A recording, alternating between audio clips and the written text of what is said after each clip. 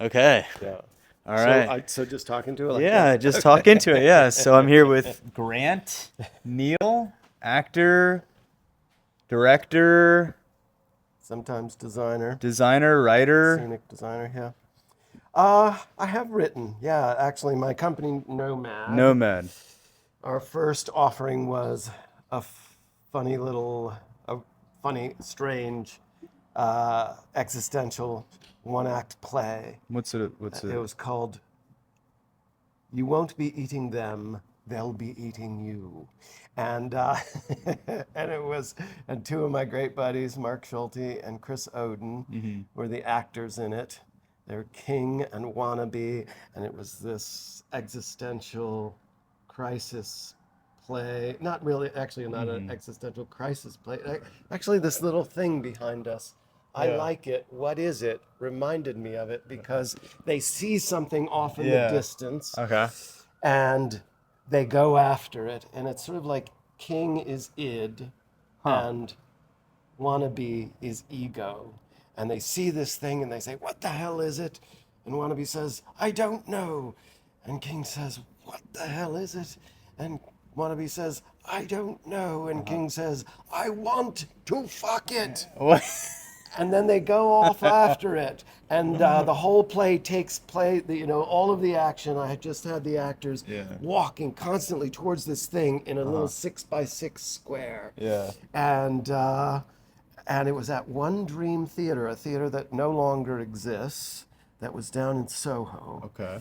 and we did three 10:30 at night performances uh, at this little theater, uh, and ever since then, that was in 1993. Wow.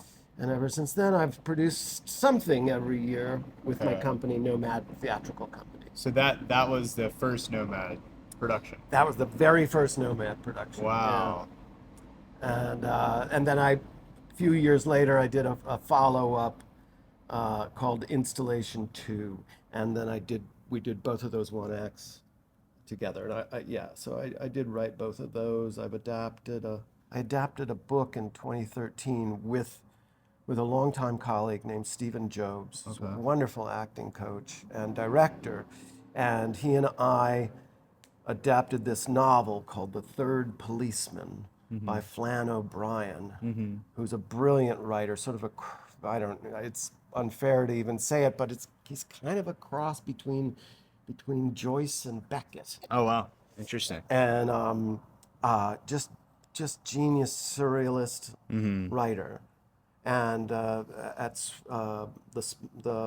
small no, At Swim Two Birds is another of his novels, but The Mm-hmm. Third Policeman, and we performed it at La Mama Okay. Experimental Theater Club on East 4th Street in 2013.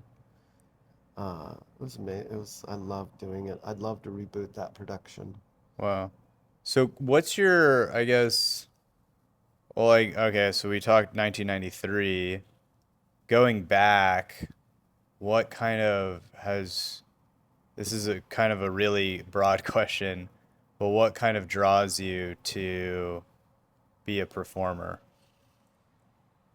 Well, Because you're so, like, I've watched and of course, I've seen you read and I've seen you perform in class and I've seen you perform just as a professional. Like, you've got this very, you've got this almost as if like a cartoon character come to life, you know? that's funny. That's interesting. I mean, I'm not saying that like that, but like you obviously have a very wide range, but what I've seen is like your core bread and butter area, you know?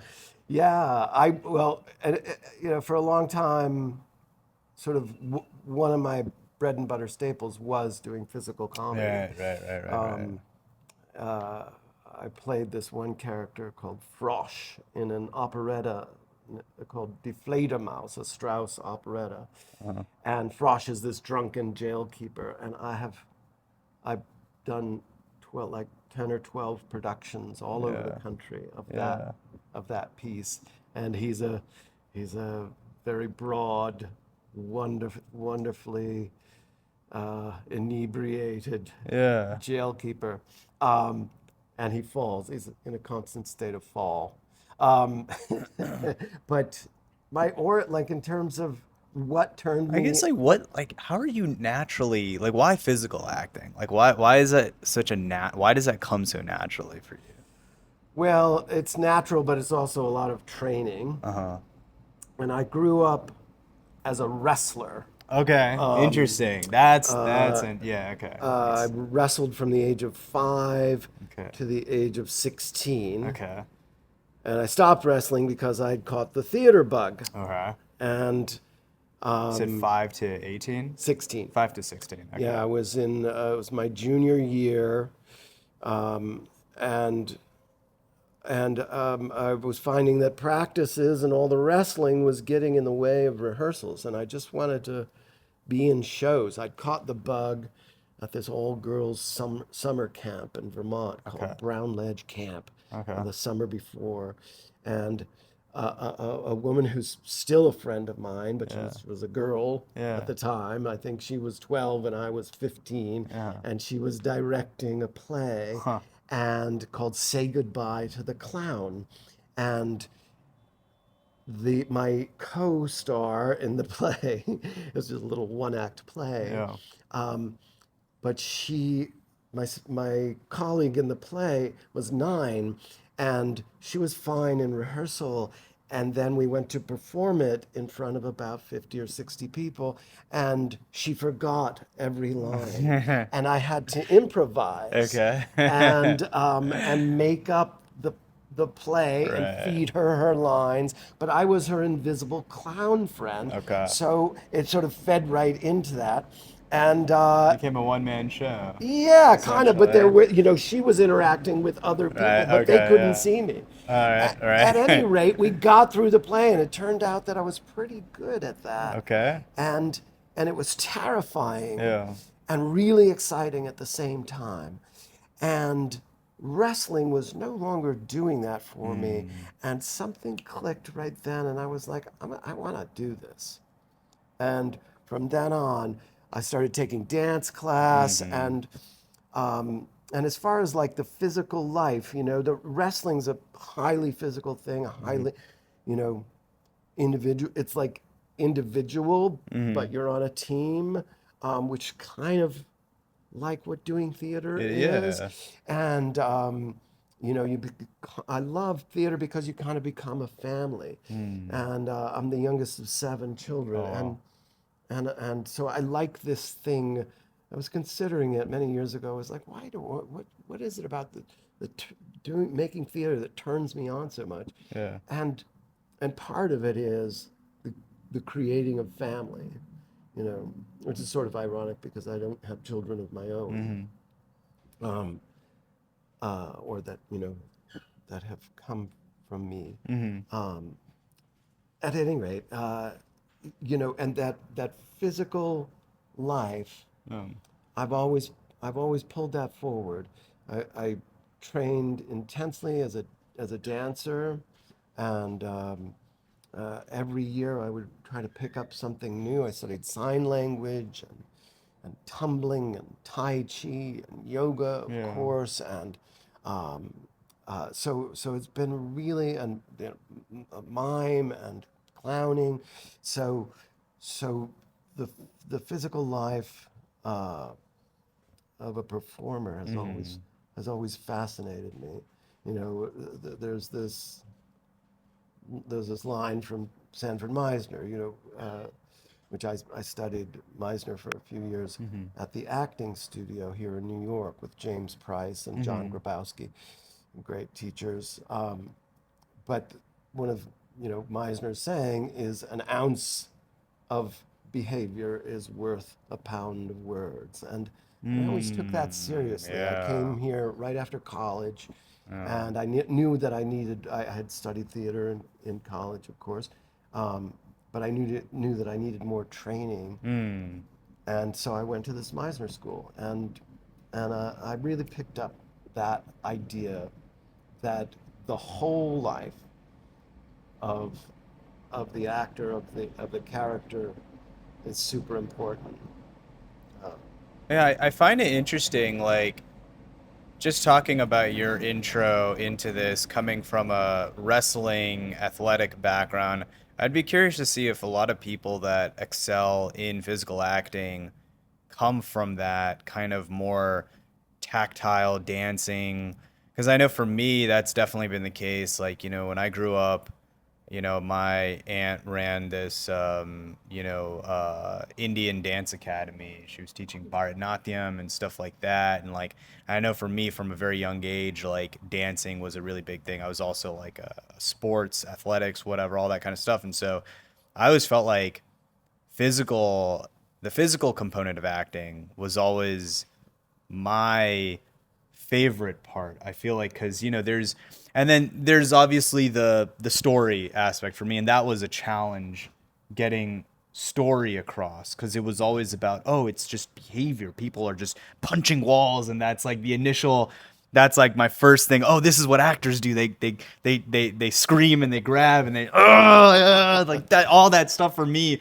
That was the initial thing, and then later on, it was like, okay, that's okay. There's story, there's an actual arc, a through line of a character and how they're changing and what they're going through. And I feel like that later on kind of is what I started to focus on a little bit, but it's always been that initial. So I just find it interesting, you coming from that wrestling background. It's not just a series of big flashy moments. Yeah, exactly. That was always like, I think watching the Oscars when I was little, like seeing that, they show a clip of that actor, you son of a Punching the bitch. wall. Like, yeah, exactly. But yeah. Yeah, I've punched the wall, but Yeah. but you only do it once because you learn that it really hurts. I was watching The Sopranos, and I'm watching it for the first time, and I'm watching Tony Soprano, like, punch the wall. It's James Gandolfini. yeah, Yeah. Gandolfini, incredible performer. Who are your kind of, I guess, performance, icons that you've kind of looked at?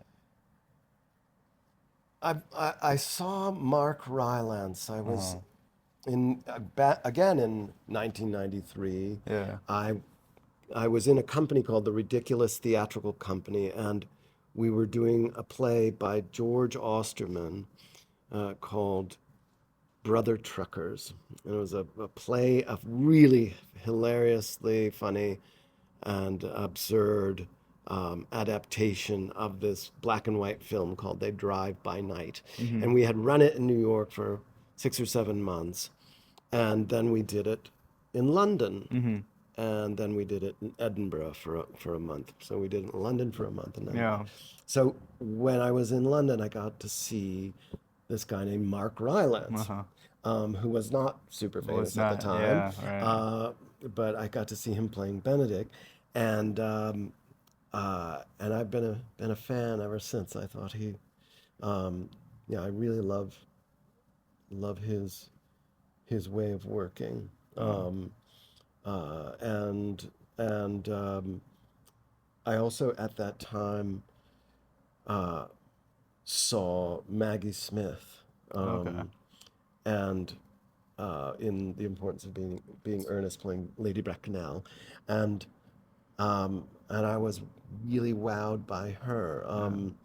But also, American actors, Meryl Streep. Yeah. Was always, you know, in terms of, you know, coming up. There's lots of, you know, New York actors, Steve Yeah. Buscemi, also, and stage actors, Paul Gross, Canadian. Okay. Um, uh, yeah, I was a big fan and remain a big fan of Black Eyed Susan from the Ridiculous Theatrical Company and Lola Pashalinski Wow. and um, uh, yeah, the Wooster Group people Right. Right. and yeah, a lot of It's a whole gamut. yeah, and a lot of close friends actually Mm. who I'm a fan of, um, but Yeah. I mean, I don't know. Like, I feel like I watched Michael Shannon do Frankie and Johnny and the Claire de Lune. And after watching him, and like we were lucky enough to get like in the second row at a matinee showing, and just watching him, like, and then Audra McDonald was across from him. And so I feel like, and it was my friend and I, and this was before the pandemic, so this must have been like back in 2019 or something like that. And just like, yeah, matinee show, Broadway, my friend and I, like, and we're just like right here. Here's Michael Shannon just like looming over us. That was a wild experience and just like very inspiring.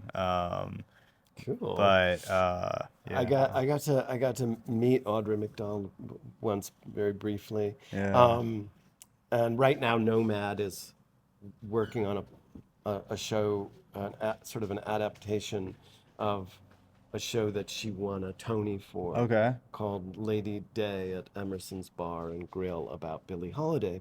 And but I got to meet her backstage at the Metropolitan Opera because I play this small principal speaking role Hmm. in the Met's production of Porgy and Bess, Okay. which is just Oh, my that colleagues. was recent. We did it in we first did it in 2019 and 2020, and then we did it again in 21, 22, and now this winter I get to be in it again, and we have 13 performances in November and December. I Okay. mean, December and January. So December of 2025 and then January of 2026. Right. Okay. And so then the Emerson's Grill thing that you're, what'd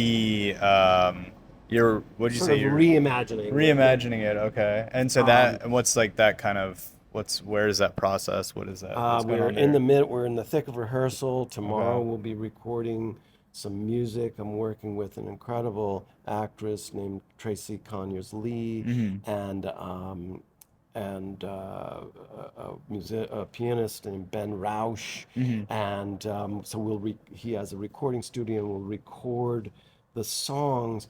And usually the piece is done.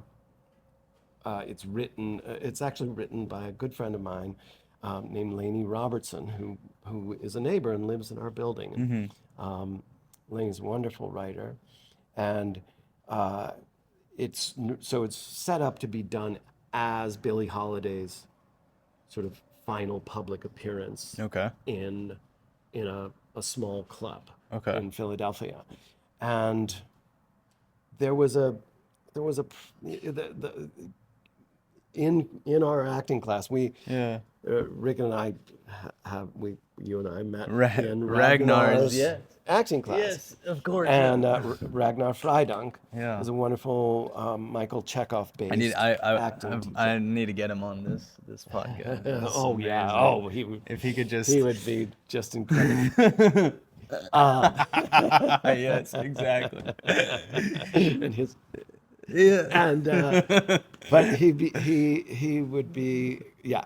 So we were so I was deciding to do this. I was asked to Nomad, my company, was asked to participate in a little theater festival in Nyack, New York. It's Okay. called Phoenix Festival, Okay. and my friends Craig Smith and Elise Stone, also two of my favorite actors, wonderful actors. Um, some other incredible names: Jenny Vath, Alyssa Simon, Geraldine Duleix, my wife, of course, Leanne Hutchison. Anyway, just Jim Sterling, Robert Iardi, great actors. Anyway, um, I was asked to participate in this festival, and I said, yeah, see if we were at this bar, and they had an upstairs event space, which is kind of a cool nightclub kind of room. And I Right. said, yeah, see if they'll give us this room. And when that place, when this Rose Hall became, it's called Prohibition River is the name of the restaurant. And above it, they have a room called Rose Hall. Anyway, as that was becoming available, I was down in Florida working on Noises Off, and I was just understudying two roles. Mm-hmm. But in their second space, they were doing Lady Day at Emerson's Bar and Grill, Oh, I and see. Tracy Lee was performing it. So I just put these two things together. I was like, Huh. oh, this is a natural fit.